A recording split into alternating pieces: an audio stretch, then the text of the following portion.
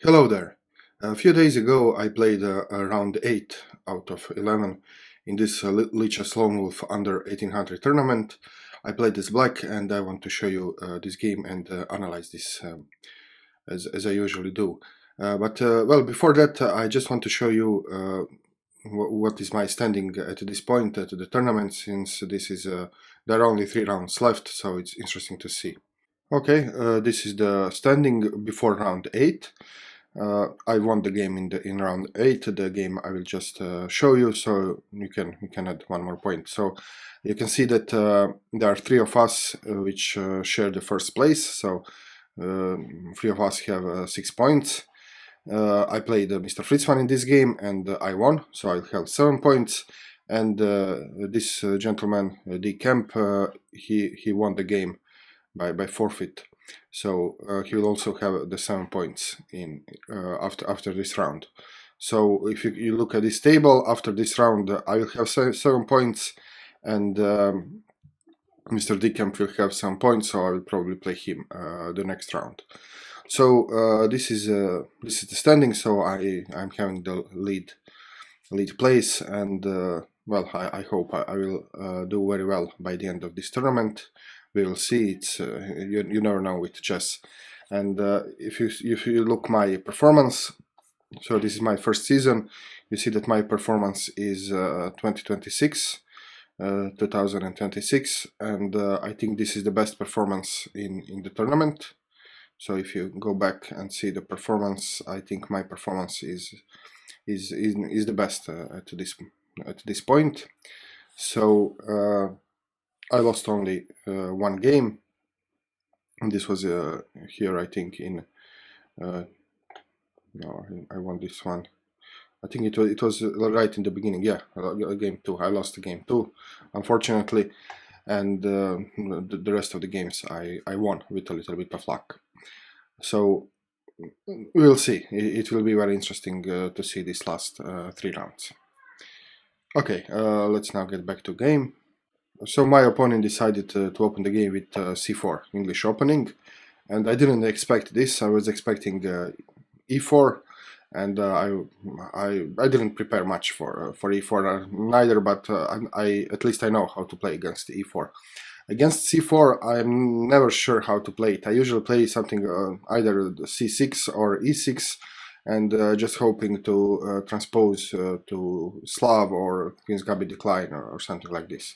So I played e6, and so far the game is identical as the game 6, famous game 6 between Fischer and Spassky. And that game ended up transposing to Queen Gambit declined, and well, in this game it went on the different course, so he played e4 here. And I know about this move, especially if it's followed by d3, it's called Botvinnik Cup formation and so on, but I never played against this setup in a serious game. So you can say that well, this is move 2. I'm already out of the book, and I just have to rely on my common sense and maybe again hoping to transpose to some better known position. So I played d5 here, thinking that if he decides to exchange everything, he will end up with the isolated queen pawn, and I know how to play against isolated queen pawn, and well, at least I will be on familiar territory. It doesn't mean if you have isolated queen pawn that you are necessarily weaker, but in this particular position I will be more comfortable because I know how to handle these positions. Okay, he decided to exchange. C takes d5, e takes d5, and now e takes d5. And in this position I made a mistake and I took with the queen. Queen takes d5. And later on, when I look at the book, the way to deal with this is to try to undermine this pawn by attacking with the knight, because obviously if you play knight to d5, the next move is knight to c3, and then you lose several tempi to put your queen away. And so the plan here is, which I found out later after the game, is to put your knight on f6, attacking the pawn, and then later on remaneuver your knight to b6 via d7, and now you have in this position, you're attacking the pawn 3 times, and he cannot, he doesn't have time to defend it 3 times. So you end up winning this pawn anyway. There are some variations in which he can maybe hold on to this pawn, but then he has to compromise his position in such a manner that black has more than a compensation for a pawn. So this is the idea how to play this position. But I didn't know this, and I just took the pawn. He played knight c3, and now I have several options. So if I would follow the Scandinavian logic, I could put the queen either to a5 or a d6 or even d8. So it depends. So it looks very much like the Scandinavian defense. But I decided to I decided to change things a bit and to go to uncharted territory, and I played queen to e5, which is well, it's a dubious move, but I don't see how this is a necessarily bad move. It's an interesting move, nevertheless. And here he made a mistake by playing queen to e2. And I think this is a positional mistake for several reasons. First is that where my queen is in the center of the board. So the more natural way to continue is to exploit this fact that my queen is in the center, and just to keep developing his pieces while kicking away my queen. So this is a usual strategy where your opponent brings out the queen too early. Then you can just keep developing by attacking the queen. So, for example, he could block this check but by bishop to e2, and then he has several moves on disposal with tempo, for example, knight to f3 or even pawn to d4. So this is why I now think that this queen to e5 is a mistake, because it allows him to continue his quick development while I have to run away with my queen. So there are 2 queen moves which were mistakes so far. So I can say that I played the opening really bad. In fact, it was inaccurate, and I unnecessarily gave my opponent several opportunities.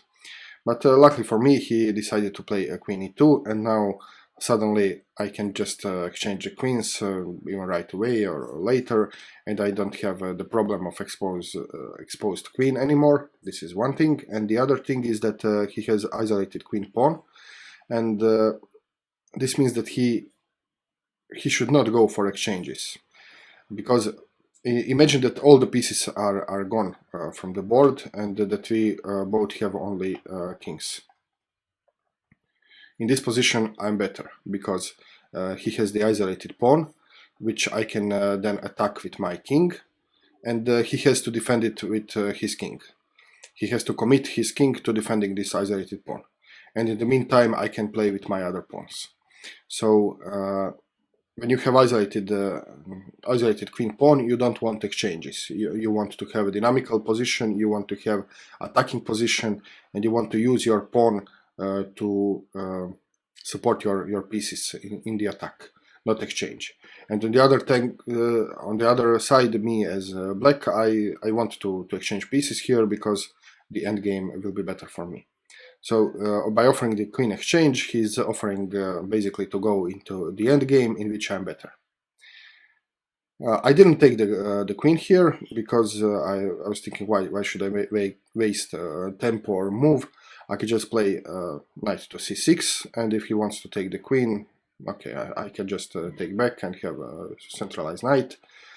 And with this move I'm also developing.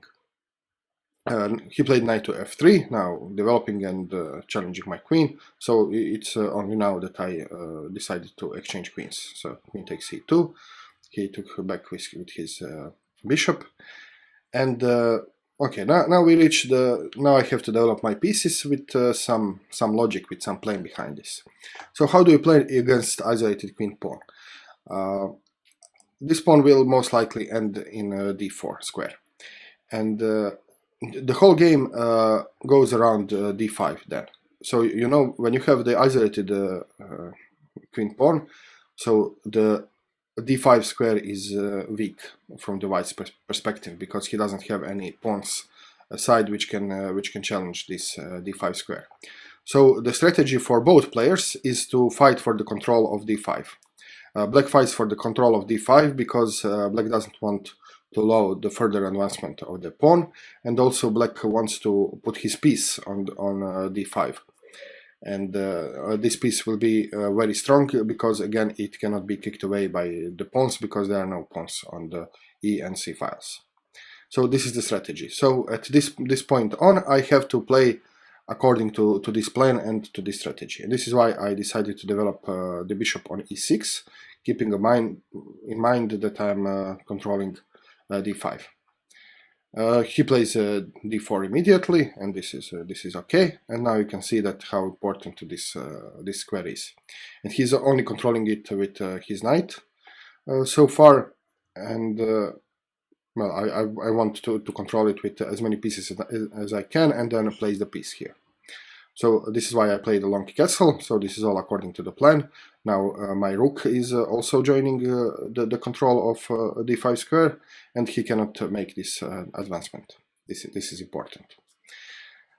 Bishop to e3 now. Okay, he's supporting this pawn because the isolated pawn is also a weakness. So if you are white, you need to worry about two things: how to protect this pawn, because you can see here this pawn is attacked twice and defended only once.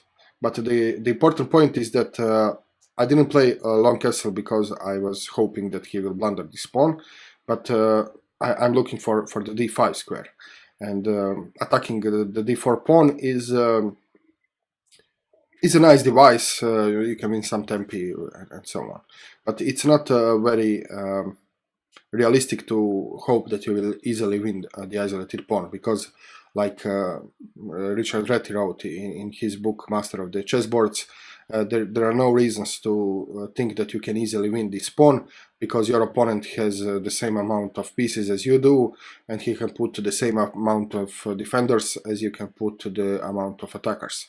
So you don't necessarily try to win this pawn, but you can win the d5 square. So this is the strategy. So he defended this pawn because it was attacked twice, and now I have to think about how to develop my knight. I can develop it to f6 or to e7. I was thinking about how to do this, and I decided e7, and later I thought that the engine was also I'm not sure which move is better, and later on, if you run it for a while, it advises e7. So I guess the both moves are almost equally good. Both moves are aimed at d5 square. So this is all fits in the plan. But I played knight g to e7 because now I have this f5 square, which can be interesting because it attacks several things at once.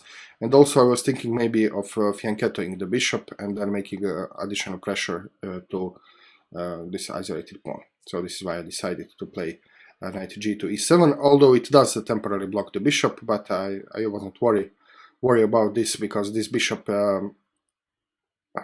doesn't participate in controlling d5, and this is the most important feature of the position. So I thought that I can spare some time to develop it. It's not urgent. White also long castles here, which is logical. He wants to support the pawn and also to try to advance the pawn on d5. So he's also fighting for this advancement and for d5. And now this is a critical position. I have had several things to consider here. The first threat from white, which is obvious, is knight g5. And I saw this threat, and well, it looks to me now, and especially when I looked to analyze with to the computer, that I should play something to stop this knight g6, either h6 or even f6. f6 is maybe even better because it controls the e5 square, which is currently controlled by white. So I should have addressed this threat. And why is this threat? Because it attacks the pawn and the bishop. And if he, well, I cannot defend against this threat, so I would just have to let him take my bishop. and after I take with the pawn, then I'm the one having the isolated pawn as well, and my advantage of having better pawn structure disappears. So I should have played f6 here. This would be the best move.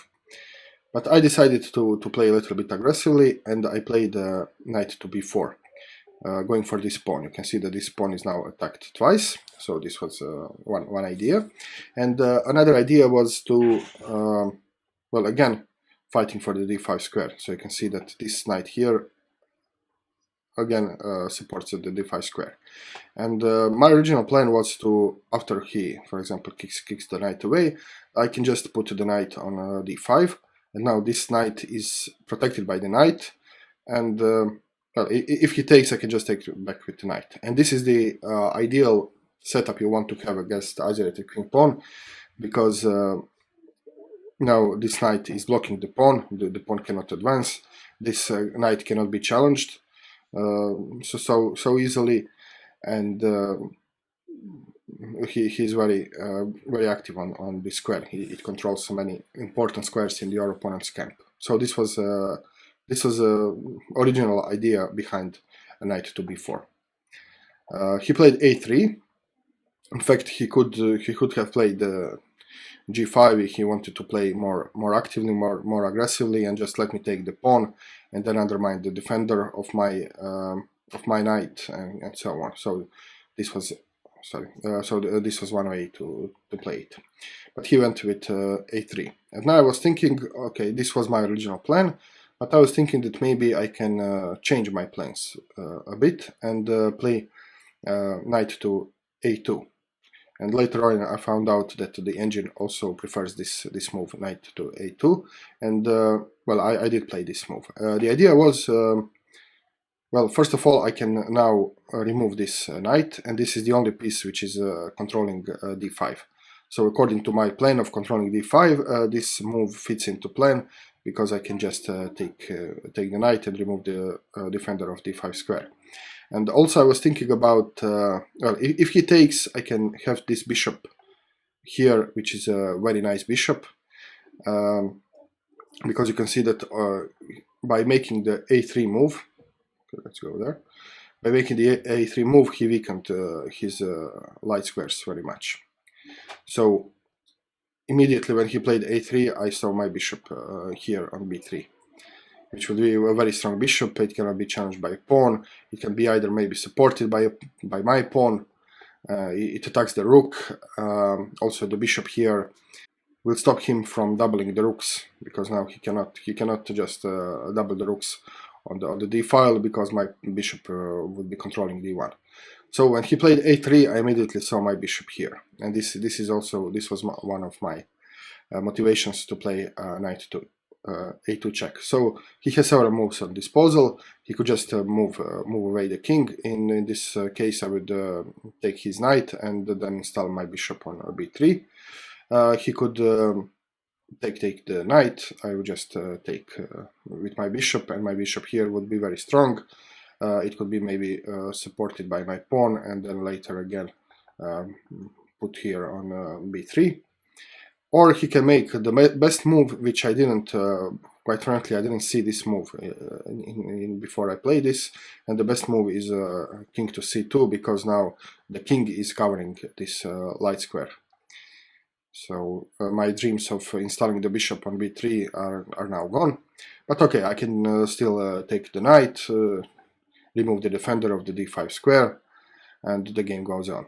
B takes c3. Now he doesn't have the isolated queen pawn anymore, so this is one achievement for him. But on the other hand, he has this very weak side pawn, which can be easily attacked maybe by this bishop. So he just exchanged one weakness for another weakness. Knight to d5, so finally I put my knight on the d5 square, which is not so strong as in the case of isolated pawn, because he can at some point just play pawn to c4 and kick away my knight. Now he plays knight to g5, so attacking my pawn and my bishop. If I allow him to take the bishop, I will just end up with the weak pawn. And here in this position I got a little bit greedy and I start missing things out of the grid. So I saw that this pawn is undefended and I was thinking, okay, I can grab this pawn. If he takes, I can take back and I'm up a pawn. I do have this isolated pawn, but I'm up a pawn, so it's a good thing. And I didn't see many other instances in this position, so I made several mistakes here. So I did take the pawn, and well, the obvious thing I didn't see is that he can attack my bishop with the rook, and then I have to move away my bishop, and he can just pick up the a7 pawn, because I cannot move the bishop in a way that would defend the pawn. So this most obvious tactics I just didn't see. So okay, I missed this out of the grid. And well, now he took the bishop, so this is the logical continuation. I took with the pawn, and now he could have played rook to a1 here, but he decided to play a bishop to g4, and there are several tricks involved in this position. So you can see that this pawn is pinned. If he takes the pawn, he takes it with a check, and well, he can either capture my strong knight on d5, and so on, or at least he can take his pawn back, and he has this move. So I made this. So this was a big mistake. I have many troubles now. The way out of this position is, as I found out later when I was analyzing the game, was first of all to take this bishop with a check, and then he takes the knight. I can just move away my king, and now my pawn is covered, and you can notice that he cannot take the pawn because he will just run into this double attack. So if he takes the pawn, I would take his e3 pawn back, and I don't have now to afraid for rook to a1, because I can just move away my bishop, and I got everything covered. So this was the best move. Here the way out was just to move away this knight and to continue as I have shown you. Instead, I made another mistake, so I played rook to d6 with the idea that I am now defending the pawn, and also if he attacks my bishop, I can defend the bishop. So my rook here will at the same time defend the bishop and defend the pawn. So this was the idea. And this is a blunder for several reasons. In fact, the computer gives evaluation +4 here for white, so white is winning after this move.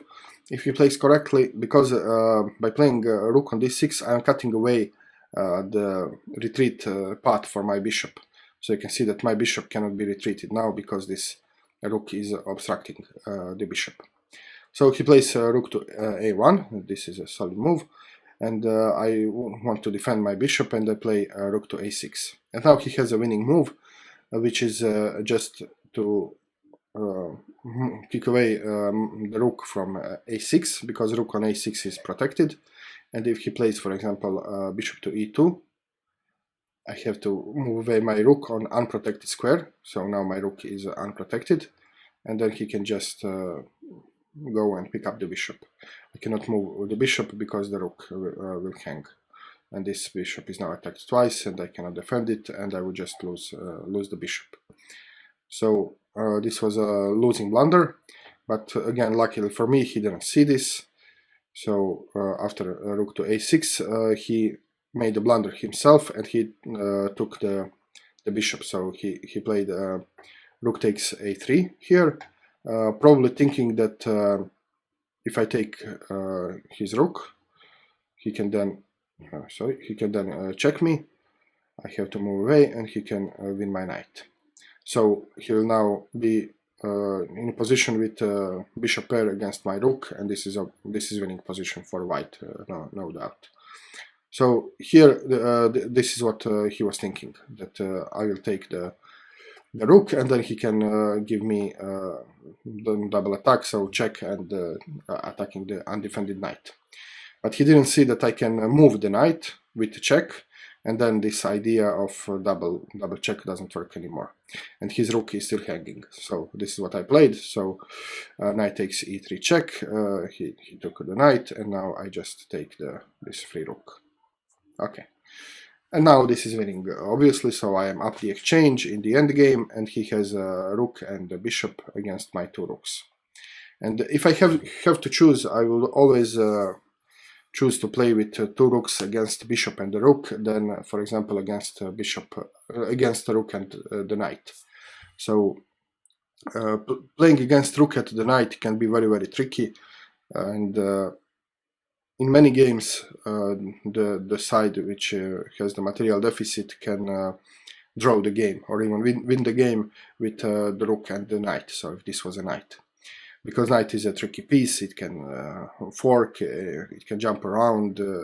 You are never safe when the knight is on the board. But when you are playing against a rook and the bishop, it's actually very easy, because this bishop controls only light squares. So if you stick to the dark squares, somehow he's effectively playing without this bishop. And then you have then 2 rooks. All you need to do is to coordinate rooks and stick to the dark squares, and it's a very easy game. So this is what happened.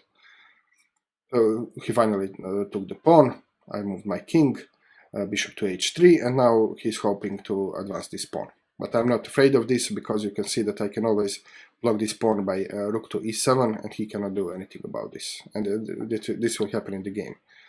So I play rook to a2, check, and putting the rook on the second rank. The rook is most active on the second rank. King to d3, rook to f8, so bringing my other rook in the game, and also controlling the only open file. e4, now he's starting to advance his pawn. Rook f to f2, so I'm just doubling my rooks on the second rank. e5, he's advancing his pawn. b5 now. The idea of this move is to take away this square for the king, so this king cannot go to my queen side. It is only confined to this small portion of the board. So I can do some things with his king, and his king cannot escape. e6. Okay, now he's advanced far enough, and I can just block it by rook to king to e7. And the only way he can undermine my blockade here is to somehow put the rook here on f7. But I will not allow him, because I'm controlling the f file. So there are no ways he can ever challenge me, my king on e7. The white plays rook to e1, so he's anticipating that I could bring my rook here and then maybe challenge his pawn. So he's supporting his passed pawn. I play rook a to d2, so giving check to the king, and you can see that now king cannot escape so easily. So king to e3, and well, now everything is fixed here. These rooks protect each other. He cannot advance. He cannot basically move his king or no, nothing. He cannot do almost nothing here. And my plan was just to push these pawns and block his bishop on this diagonal, and then just to pick up the pawn. So this is my strategy now. So I played h5. He played rook a1, trying to infiltrate somehow in my camp, maybe take the pawn or go to a6, maybe something like this, I don't know. Anyway, I stopped this idea by playing rook to a2. So this is nice when you have double rook on the rank, and then you can you control all the files basically.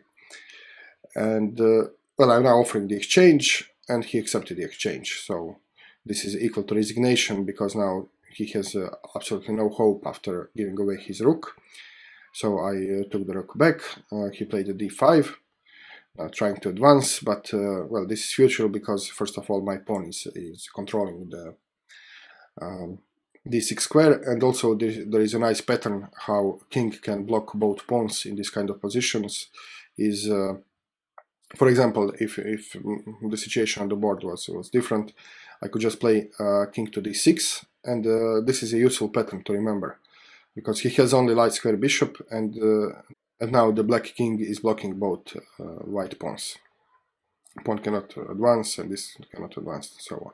Okay, but I didn't play this. I had another thing in mind, the plan I already mentioned, so I played g5, and now the threat is to play g4 and win the bishop. If he moves away the bishop, say to f5, I can just pick the pawn.